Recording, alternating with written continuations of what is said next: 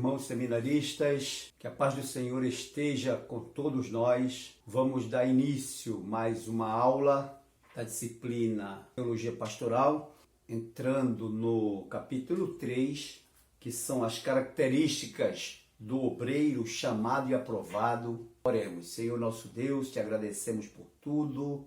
Agora, Senhor, ajuda-nos a compreender melhor esta disciplina, esta lição desta hora, para que possamos vencer mais esta etapa do nosso curso teológico.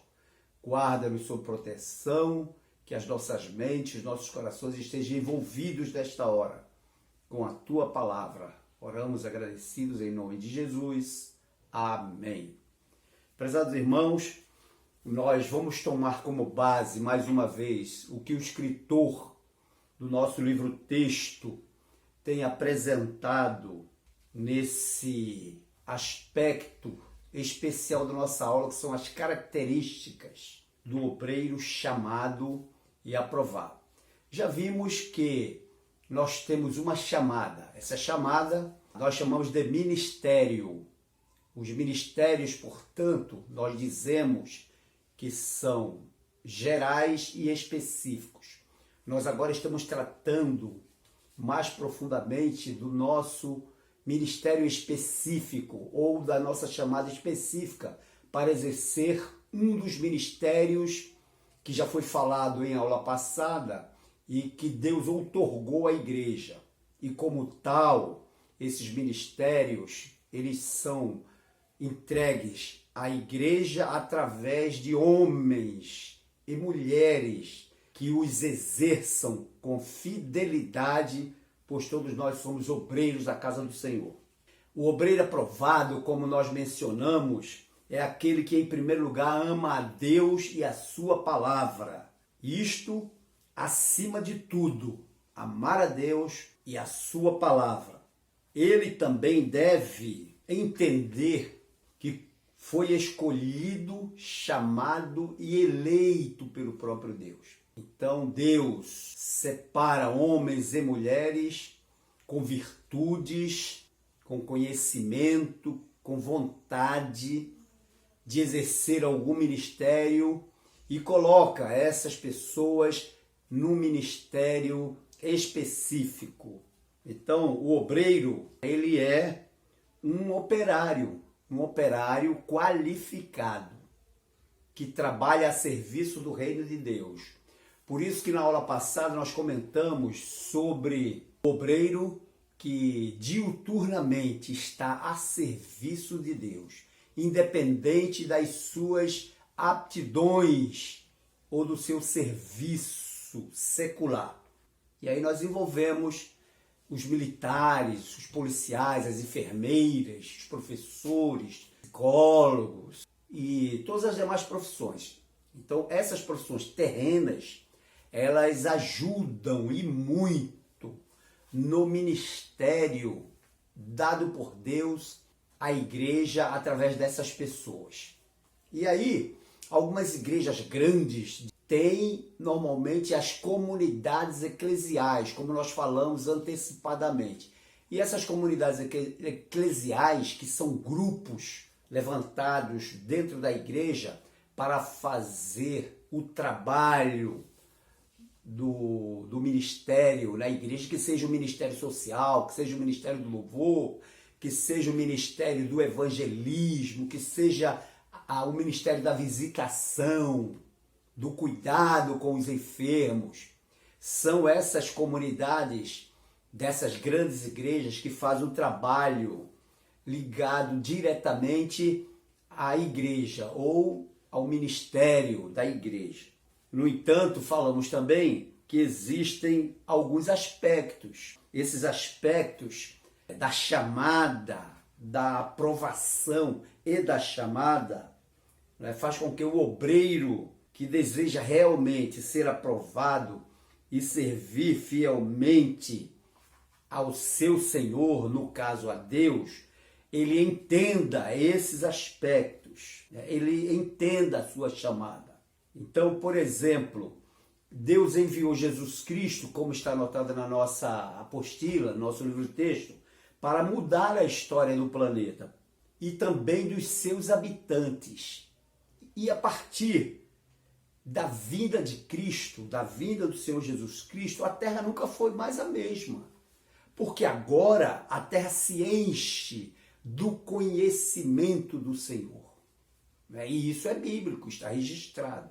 Então, depois da vinda do Senhor e depois da ida dele para o céu, o Espírito Santo, que foi doado por ele próprio, ficou na vida dos servos de Deus para continuar, para dar continuidade ao plano de Deus para com a sociedade humana, para com a humanidade.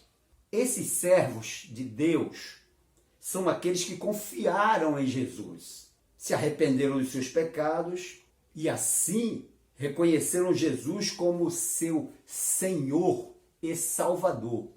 É importante que se reconheça Jesus, o Cristo de Deus, como Senhor, mas também como Salvador.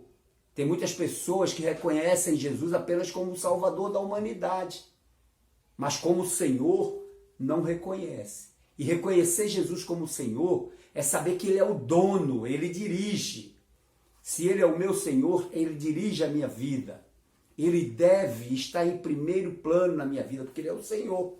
Então, baseado nisso, nós falamos que esses servos são colocados à disposição do reino de Deus, que nós dizemos obra de Deus. A obra de Deus, ela foi iniciada no Antigo Testamento, através dos judeus, dos profetas, dos sacerdotes, de todos os judeus. E continua, esta obra continua, através dos servos de Deus, agora de todas as nações. Por isso que fica muito claro a posição do apóstolo São Paulo, de ser o pregador aos gentios. Deus o designou para isto. Mesmo ele sendo judeu, ele foi designado para pregar aos gentios. Isso não quer dizer que Paulo, e nós vemos isso em todas as suas cartas, que ele também não se defrontava com os seus compatriotas, que são judeus. Então ele pregava o evangelho, direcionado aos gentios, mas em todas as nações por onde ele passava, existiam judeus que também aceitavam a pregação de Paulo. Então, nós falamos que a obra continua através dos servos de Deus de todas as nações. O trabalho a ser realizado por estas pessoas é o que nós chamamos de obra de Deus, é a obra de Deus. E as pessoas que realizam esta obra são chamadas de obreiros. Então, obreiros, ser obreiros na casa do Senhor é algo extraordinário, é algo especial, em quaisquer que sejam os ministérios.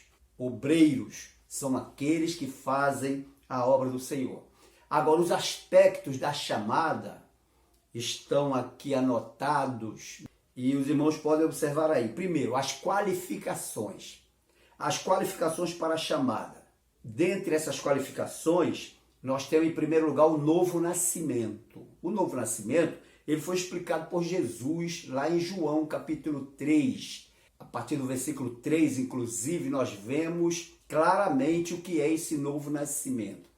Esse novo nascimento, Jesus dirigiu a palavra a Nicodemos, que era um judeu, príncipe dos fariseus, quer dizer, um homem que tinha profundo conhecimento das Escrituras, mas ainda não tinha tido o conhecimento do que significa, ou do que significava o novo nascimento. E Jesus explica para ele.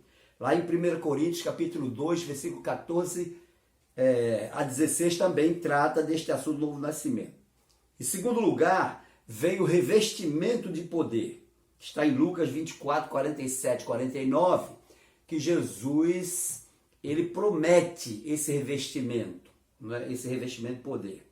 O revestimento de poder foi dado à igreja lá no dia de Pentecostes, quando se cumpre aquela promessa de Deus profetizada lá no Antigo Testamento, através do profeta Joel. Através do profeta Joel, nós vemos Joel falando, Deus falando através de Joel, melhor dizendo, acerca da efusão ou do derramamento do seu Espírito sobre toda a carne. E aí se cumpre lá em Atos dos Apóstolos. Jesus, ao subir, ele deu as instruções, falando para eles ficarem em Jerusalém, até que do alto fossem revestidos de poder. Esse revestimento faz parte das qualificações para a chamada do obreiro. O obreiro cristão, ele tem que sentir-se revestido de poder. Terceiro lugar, andar com Deus. Atos capítulo 3, versículo 12, fala sobre isso. Quando a gente fala em andar com Deus, a gente se lembra lá de Enoque, no livro de Gênesis. A Bíblia diz que Enoque andou com Deus 365 anos. Foram dias. Ele andou com Deus 365 anos e não se viu mais Enoque, porque Deus o tomou para si. A sensibilidade de Deus às pessoas, ou para com as pessoas que lhe buscam incessantemente, ou seja, que andam com ele. O quarto aspecto é a educação. A educação, ela é uma condição especial que deve ser observado no obreiro ou na obreira. A educação.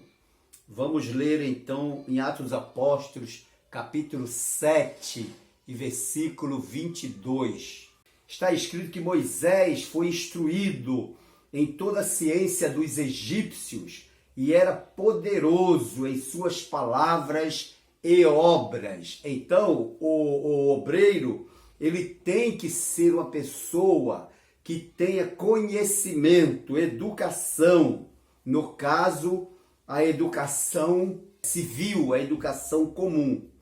Outra coisa que o obreiro tem que ter é a experiência. Dentro da chamada do obreiro, essa qualificação experiência, ela é essencial. Está em 2 Coríntios, capítulo 1, versículos 4 e 5. Nas qualificações para a chamada, o obreiro também tem que ser humilde, ou seja, tem que ter humildade. Está registrado em 1 Coríntios, capítulo 1, versículos 27 ao 29. E a última qualificação para a chamada, anotada aqui pelo nosso escritor do livro-texto, é o conhecimento bíblico. O conhecimento bíblico está em Mateus, capítulo 2, versículo 7, que nós vamos ler. Diz o seguinte: então Herodes, chamando secretamente os magos, inquiriu exatamente deles acerca do tempo em que a estrela lhes aparecera. Esse conhecimento que é apresentado aqui é que os magos lá no Egito, eles tinham conhecimento e eles traziam esse conhecimento consigo. Herodes não sabia, mas inquiriu de seus magos, porque eles tinham contato com as escrituras e sabiam que estava escrito acerca do aparecimento do Filho de Deus. Agora, dentro desses aspectos para a chamada, além das qualificações, há um outro aspecto que são as exigências para a chamada. Quando nós falamos das exigências para a chamada, nós falamos das qualificações naturais e das qualificações espirituais. Dentro das qualificações naturais, nós temos, por exemplo, coragem, né? Está em Atos, capítulo 19, versículo 30. Diligência, Romanos 12, 8, 11. 1 Timóteo, capítulo 1, versículo 15. Tato. 2 Timóteo, capítulo 4, versículo 1 e 2. E 1 Timóteo capítulo 5, versículo 1 e 2 também. Discrição. O obreiro ele tem que ser discreto. Ele tem que saber lidar com as pessoas, receber as informações e guardá-las consigo, principalmente no ministério pastoral, quando as pessoas se dirigem ao pastor pedindo um conselho. Estou falando em pastor, mas também isso pode ocorrer dentro desse grupo que nós chamamos comunidade eclesial, que os seus líderes às vezes são obrigados a participarem diretamente da vida íntima de um casal, da vida íntima de uma pessoa, e ser discreto, isto é, receber, analisar, ajudar se for possível, mas também manter em segredo aquelas coisas ditas, né, pelas pessoas. Cortesia, o obreiro tem que ser cortês. Cortês vai muito mais além da educação civil. É a pessoa saber como se dirigir a uma pessoa mais idosa. É o homem dentro da igreja saber se dirigir a uma criança, saber se dirigir a uma mulher, né? Saber tratar essas pessoas. E asseio corporal, cuidar do corpo, não ser uma pessoa que cause repulsa à sua aproximação, não seja pessoa que exale mau cheiro. Isso são qualificações naturais do obreiro. Por exemplo, Mateus capítulo 5, versículo 37, quando a Bíblia fala sobre a discrição, sobre a cortesia, sobre o tato, ele fala, seja porém o vosso falar sim, sim, não, não, porque o que passa disso é de procedência maligna. A pontualidade é um grande aspecto da chamada do obreiro, que é uma das exigências, é o obreiro ser pontual. Ser pontual, o obreiro não pode marcar um evento 19 horas e chegar às 19h30.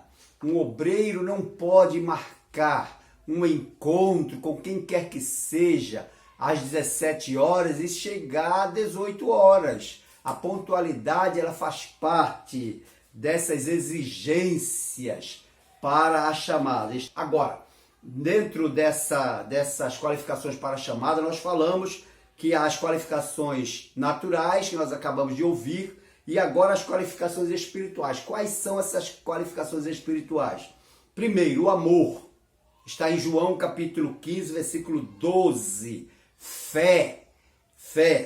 Hebreus capítulo 11, versículo 6, que diz que sem fé é impossível agradar ao Senhor. Santidade está em Isaías capítulo 52, versículo 11, e Hebreus capítulo 12, versículo 14. Humildade, Mateus capítulo 11, versículo 29, Jesus falava, bem-aventurados humildes. Paciência, ser uma pessoa paciente, Tiago capítulo 5, versículo 7.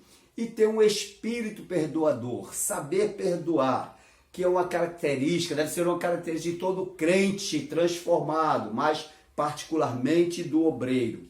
E também evitar as distrações, né? Nós vamos ler esta referência. 2 Timóteo capítulo 2, versículo 4, como falamos sobre as distrações. Diz assim, o apóstolo Paulo ensinando ou instruindo ao Timóteo, que era um pastor jovem ainda e que fora criado espiritualmente por Paulo, diz assim, ninguém que milita se embaraça com o negócio desta vida, a fim de agradar àquele que o alistou para a guerra. Paulo estava falando para que Timóteo evitasse as distrações, dizendo que aquele que milita ou militar significa trabalhar, operar. Ele diz assim, ninguém que milita se embaraça com o negócio desta vida. Agora, dentro dessas qualificações para a chamada, Nós temos também aqui anotado pelo nosso escritor da apostila o obreiro e sua vida pessoal. Diz assim: é impossível que um obreiro seja verdadeiramente espiritual em público e carnal na vida particular. Carnal na vida particular, ou seja, o obreiro, do jeito que ele é em público, ele deve ser na sua vida particular. Vamos ler a referência de Hebreus, capítulo 4, versículo 13. Diz assim: e não há criatura alguma encoberta diante dele, antes todas as coisas estão nuas e patentes aos olhos daquele com quem temos de tratar. Então a pessoa, ela não pode ter um caráter duvidoso, um procedimento duvidoso. É bom nós estarmos aqui diante da teologia pastoral, mostrando a necessidade de sermos autênticos diante de Deus em particular e diante da nossa família, diante daqueles que nos cercam. Por isso que dentro dessas qualificações para a chamada estão essas características do obreiro na sua vida pessoal. Quando o obreiro é casado, ele tem que ter um lar padrão. 1 Timóteo capítulo 3, versículo 4 e 5. Ele tem que criar os filhos à luz da Bíblia Sagrada. Em Efésios capítulo 6, versículo 6, trata disso aí. Ele tem que ter liderança no seu lar e sujeição. Efésios capítulo 5, versículo 22 ao 30, quando Paulo ele dá instruções na sua carta aos Efésios sobre o comportamento do marido e da mulher, né? Inclusive também dos filhos. Isso quando o obreiro é casado. E quando é solteiro, quando o obreiro é solteiro, ele precisa cuidar das coisas do Senhor. Em 1 Coríntios, capítulo 7, versículo 32. Vamos ler esta referência. Diz assim a palavra do Senhor, o apóstolo Paulo falando aos coríntios: e bem quisera eu que estivesseis sem cuidado. O solteiro cuida das coisas do Senhor, em como há de agradar ao Senhor. Mas o que é casado cuida das coisas do mundo, em como há de agradar a mulher ou a esposa. O obreiro solteiro, ele deve se dar muito mais à obra do Senhor, com muito zelo, com muito carinho, com muito cuidado, porque é a ocupação, ele não tem a preocupação com mulheres e filhos. Também como solteiro, Paulo recomenda a Timóteo, também lá no capítulo 4, para que ele seja exemplo dos fiéis. Segundo a informação que nós temos da Bíblia, Timóteo era solteiro, era um evangelista solteiro, que era auxiliar direto de Paulo e que Paulo o designava para determinadas igrejas. E ele diz assim, olha, ser o exemplo dos fiéis na palavra, no trato, no procedimento. O obreiro, ele tem que ser exemplo dos fiéis, não é dos infiéis. Ele tem que ser exemplo dos fiéis. Quer dizer, os crentes devem observar no obreiro características específicas ou especiais para que ele possa ter, não é, aquele título ou assumir aquele posto que nós dizemos aqui, ministério na igreja. E também, quando solteiro, ele deve fugir da prostituição. Prostituição é pecado, é iniquidade. E o obreiro solteiro, ele tem que se dar ao Senhor de forma que ele não pense, que ele não descaia para o lado da prostituição. Está em 2 Timóteo, capítulo 2, versículo 22. Então, o obreiro aprovado, os obreiros aprovados, que passam por esse crivo bíblico, por essas qualificações bíblicas, eles são aprovados. E Paulo, lá em 2 Timóteo, capítulo 2, versículo 15, que nós estamos repetindo constantemente, ele diz: procura apresentar-te a Deus aprovado, como obreiro que não tem de que se envergonhar e que maneja bem a palavra da verdade. Paulo falando a Timóteo. Obreiros tem muitos, mas os aprovados por Deus são poucos. Infelizmente, estamos vivendo numa época em que as exigências e qualificações que a palavra de Deus recomenda para a escolha e consagração de obreiros para exercer o ofício ministerial, que seja diácono, presbítero, evangelista, pastor, bispo e outros, tem sido vulgarizada e desvalorizada. Essas exigências que são apresentadas pela palavra de Deus são deixadas de lado. E o que é que nós vemos? Nós vemos uma igreja fracassada, uma igreja que não opera, uma igreja que não tem moral diante do mundo. Mas nós estamos aqui advertindo a nós mesmos através da palavra, para que nós sejamos verdadeiros obreiros e com muito valor, com muita propriedade.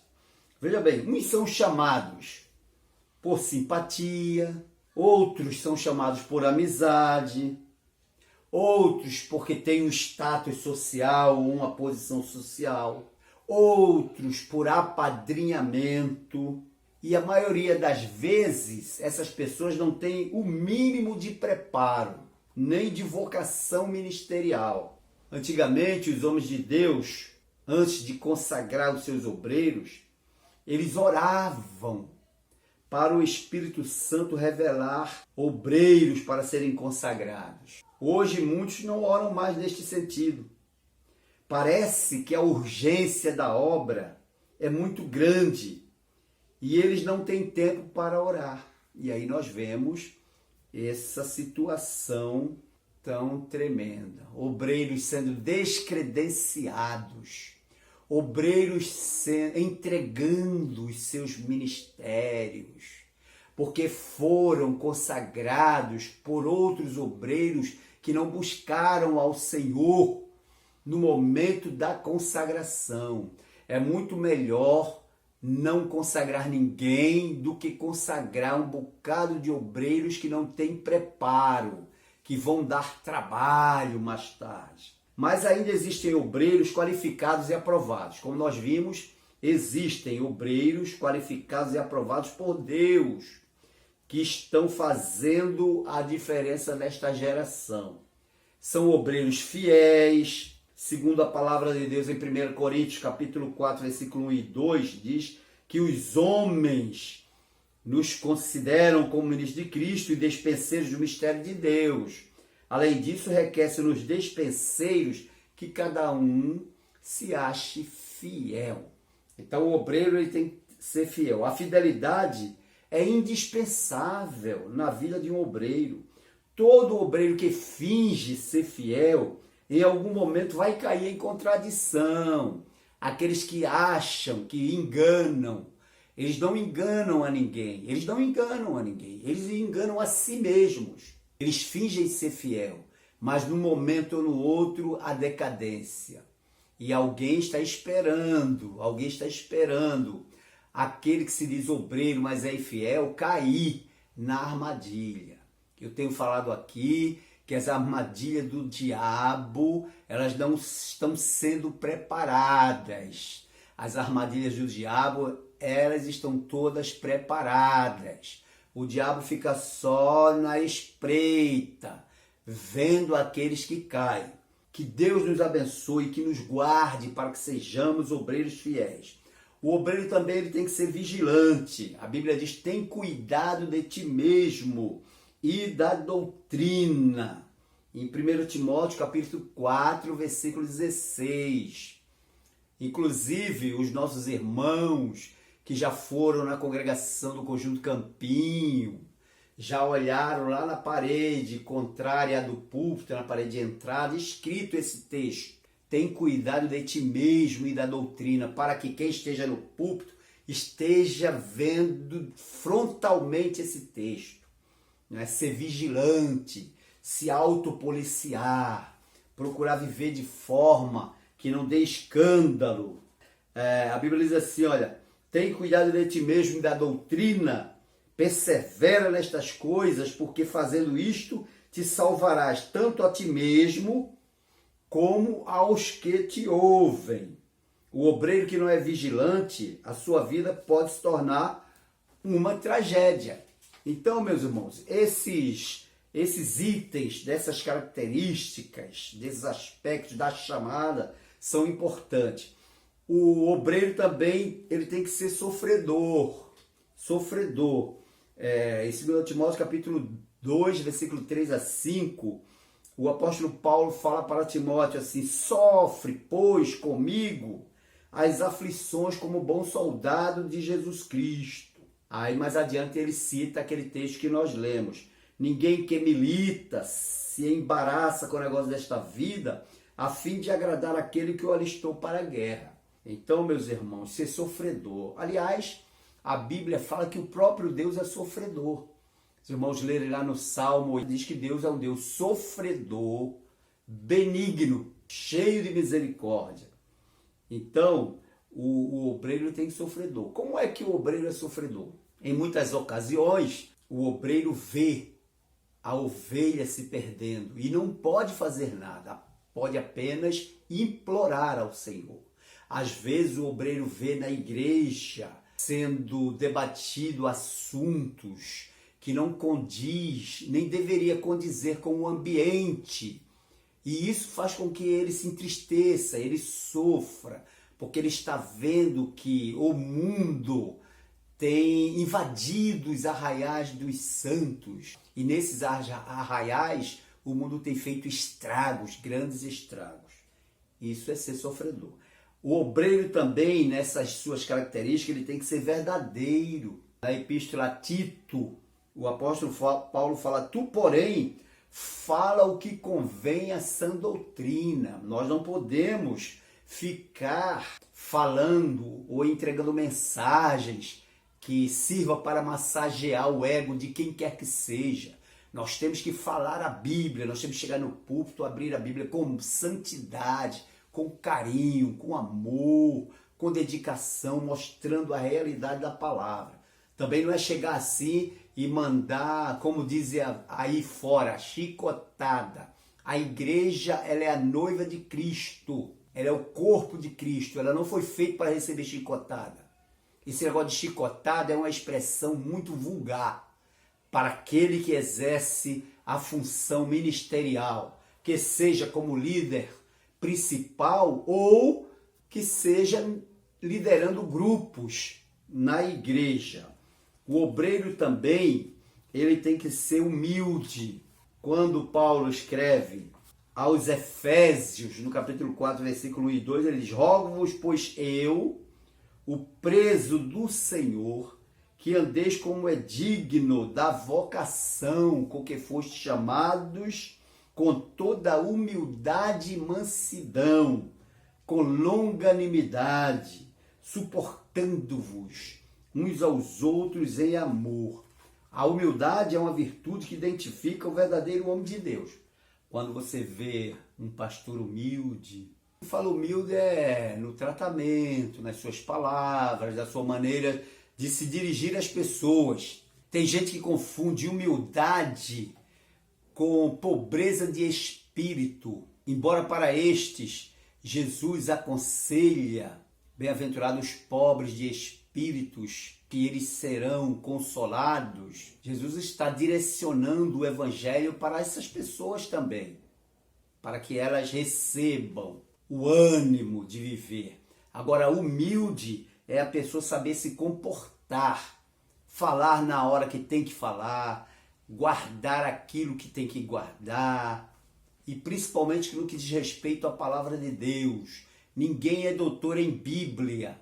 Existem aqueles pretensos doutores em divindade, né, que eles adquirem por aí nessas faculdades da internet aí, né? esses títulos, mas isso não quer dizer nada diante de Deus. Portanto, a humildade é uma virtude que identifica o verdadeiro homem de Deus. O obreiro aprovado, ele não deve ser orgulhoso, soberbo, de olhar altivo, e sim amigo, comunicativo, amável, generoso e humilde. A palavra de Deus nos diz lá em Provérbios 16, 18, que a soberba precede a ruína e a altivez do espírito precede a queda. Então, todas essas características que nós vimos são características que devem ser observadas pelos obreiros. Agora, o capítulo 4, o escritor do nosso livro-texto, ele trata exclusivamente do ministério pastoral na Bíblia, no Antigo Testamento e depois no Novo Testamento. No Antigo Testamento, ele anota aqui, aparecem 3 características fundamentais relacionadas ao termo ou à palavra pastor. Primeiro, o pastor expressa o amor de Deus revelado na história de Israel. Os cuidados divinos traduzem-se na retirada do povo da escravidão para conduzi-lo pelo deserto. Essa ação é comparada à imagem do pastor que conduz o rebanho e suas ovelhas. Nós vamos observar que, como bom pastor, reconhecido por Davi lá no Salmo 23, Deus tira o povo do Egito, mas não abandona no deserto. Ele conduz o povo. E dia e noite, nós vemos naquela aparição, durante o dia, no calor do deserto, aquela nuvem que os cobria, refrescando, dando momentos de descanso para o povo, e também à noite com aquela coluna de fogo. Aquela coluna de fogo indicava a presença de Deus entre os judeus. Era o bom pastor, reconhecido por Davi.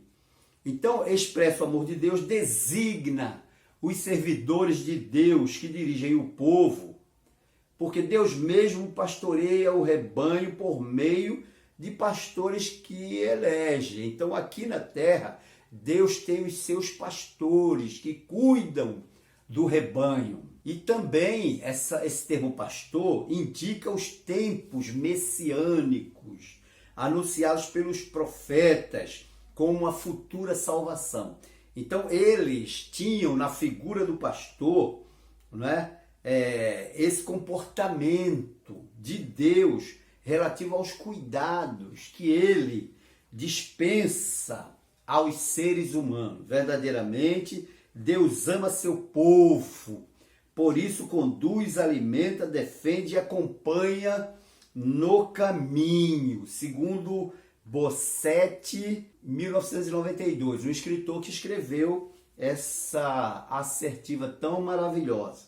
Então, com relação à história do povo hebreu, a criação de rebanho, de ovelhas, era uma constante, era uma característica do povo naquela situação, porque daquelas ovelhas, do gado, né, da criação dos rebanhos, e lá estava um homem ou uma mulher que cuidava daqueles rebanhos, daqueles animais, porque eles serviam para as suas vestes, serviam para os seus alimentos. Quando Deus é chamado de pastor, faz-se menção ao cotidiano dos pastores que cuidavam, guiavam e protegiam esses rebanhos. Aí ele anota aqui o que nós falamos, Salmo 23, retrata a excelência do pastoreio divino por Israel. O pastor é autoridade e solicitude, é poder e carinho ao mesmo tempo. É vigor e é ternura. Ronald Sattler, Rosa citando Libani na página 17, que é uma referência que nós vemos aqui no nosso livro, texto. Ser pastor em Israel é ser fiel à vocação do povo. Daí que os dirigentes da nação eram chamados pastores. Jeremias, por exemplo, critica os maus pastores de Israel, culminando com o discurso através do qual foi fustigando sucessivamente a família real de Judá, aos reis Joacás, Joaquim e Jeconias. Está registrado em Jeremias capítulo 21, versículo 11 e capítulo 23, versículo 2. Nós vemos que os profetas fustigavam os dirigentes da nação já bem depois do seu estabelecimento na terra de Israel.